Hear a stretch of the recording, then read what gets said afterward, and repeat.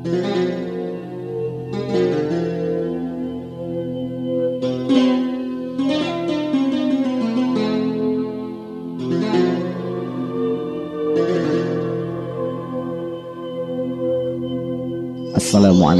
warahmatullahi wabarakatuh.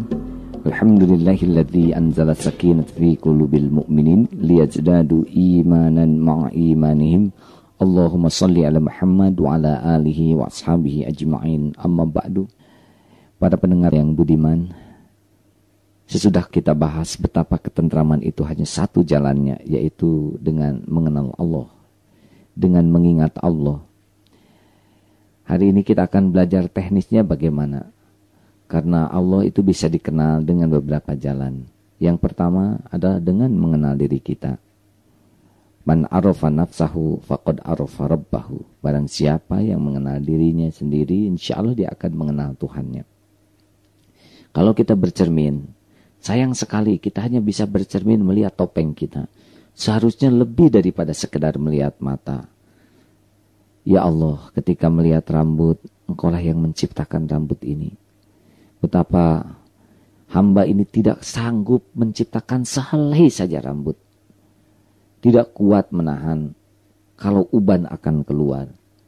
Alhamdulillah, Engkau tumbuhkan kompak. Maha suci Allah yang menumbuhkan rambut. Berbeda kecepatannya dengan alis, bulu hidung. Alhamdulillah. Kalau saudara wanita, ya Allah, Maha suci Engkau. Untung saya tidak tumbuh kumis dan janggut seperti laki-laki. Nikmat melihat rambut, tapi ingat kepada yang menciptakannya. Melihat alis, subhanallah, Engkau ciptakan simetris. Mata berkedip, tiada Tuhan selain Engkau, ya Allah. Saya tidak minta kepadamu berkedip. Karena pernah ada orang yang tidak bisa berkedip, betapa repotnya. Kita berkedip setiap saat.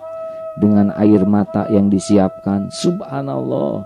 Dan kita bisa melihat seisi alam ini dengan kombinasi warna yang mempesona. Subhanallah, siapa kita tidak berperan apapun. Kita punya gendang telinga, subhanallah, bisa mendengar. Seharusnya setiap kali kita mendengar sesuatu, kita terkagum-kagum. Aneh kita bisa mendengar.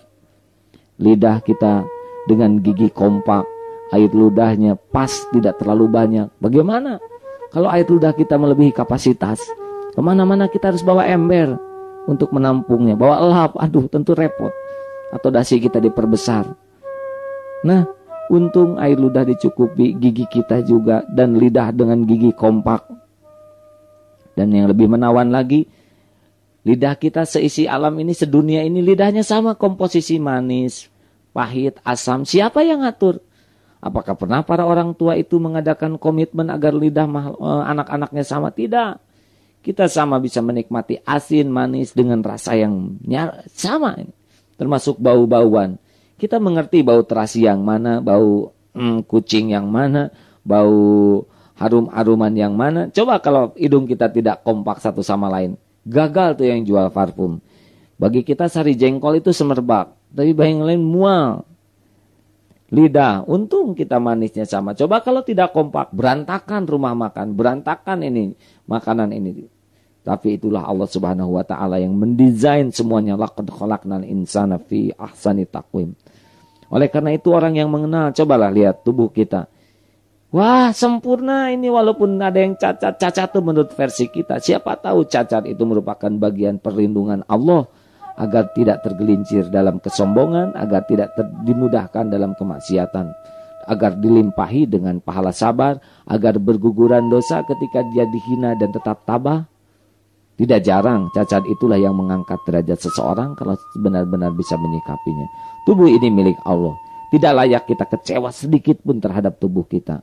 Warna kulit, bentuk tubuh, hidung, bibir, suka-suka yang buat, suka-suka yang punya. Kita diberi begini sudah cukup, alhamdulillah. Kita akan menderita kalau kita melihat ke atas kepada yang lebih menurut versi kita. Kita lihat yang jelita, hati jadi tertekan. Padahal yang jelita itu menderita karena kejelitaannya. Kita merasa pendek karena lihat yang tinggi besar. Kita merasa hitam karena lihat yang putih. Kita tertekan bukan karena tubuh kita. Kita tertekan karena tidak menerima. Padahal setiap yang ada pada jasad kita sesungguhnya bukan milik kita. Dan sangat sebentar, paling beberapa puluh tahun.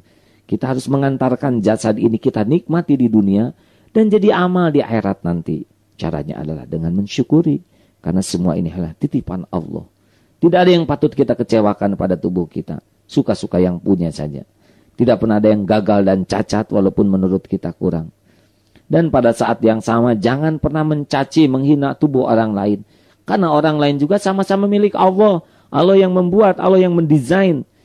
Kita menghina si pendek, si hitam, si sipit, si keriput. Ini adalah menghina Allah dan tidak akan menambah apapun kecuali bencana bagi kita.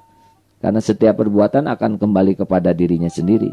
Minimal sekali kita menghina akan menunjukkan kehinaan diri kita.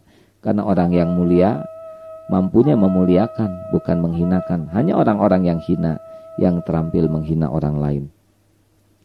Nah, dengan keyakinan tubuh makhluk adalah milik Allah, adanya tidak akan membuat kita jadi sombong, takabur, bahkan kita membuat rendah hati. Pujian tidak akan menggelincirkan kita.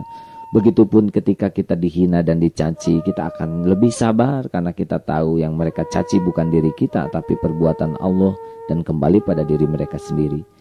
Dan kita akan berhati-hati mengemas tubuh ini supaya bisa menjadi tubuh yang kekal di akhirat nanti. Karena itulah sebaik-baik tubuh, seindah-indah kebahagiaan di tempat pulang nanti. Laqad khalaqnal insana fi ahsani taqwim. Allah sudah menciptakan kita dalam sebaik-baik bentuk. Siapa yang rajin bersyukur, itulah yang paling menikmati hidup.